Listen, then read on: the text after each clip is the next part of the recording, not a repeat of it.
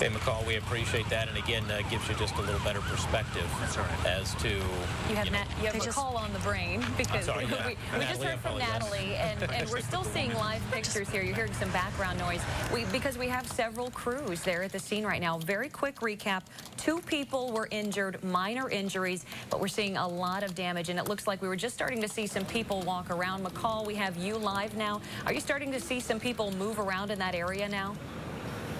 Yes, there's a lot of people that obviously have parked outside of this shopping center and have started to walk in, and they're taking pictures because the damage here is quite impressive.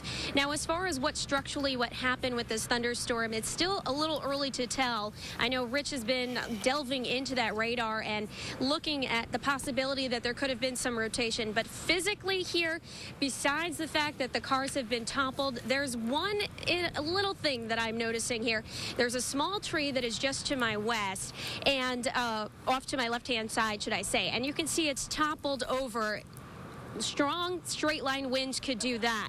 But when we talk about rotating winds, we like to see damage where trees are facing in different directions. So if we pan back to the left here, over to where the cars are toppled over, you may notice that the tree in the distance there is facing a different direction. So that's showing us that winds were changing as they were moving on through here, flipping those cars and creating a lot of damage and flipping those cars upside down. And the facades of these buildings here are torn to shreds out on the front.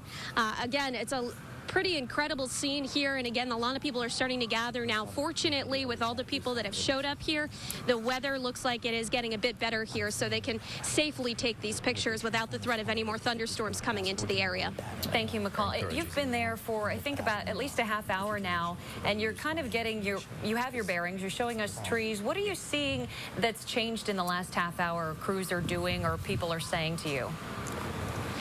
I haven't seen much change, really. The crews have just been sitting here maintaining the crowd. I don't see anything that would indicate that there's injuries here. Just a little bit of cleanup likely. They'll be doing that in a little bit here. It seems to be that they're assessing. I'm not really sure, actually. In the distance, now that you're pointing it out, over by the El Toro, I do see some firemen that are coming down the ladder truck. They may have been up on the rooftop there. They are coming down. I'm not exactly sure what it is that they were looking for or they possibly saw up there on top of the restaurant. But there is a little bit of some activity here. Other than that, again, I don't see any injuries. People are just coming by to snap photos. This is incredible. This is a very popular shopping plaza here, again, right across the green. So fortunately, we don't see any real serious conditions here as far as what's happening with the people that have come on by. So no real changes other than that. Okay, McCall, thank you.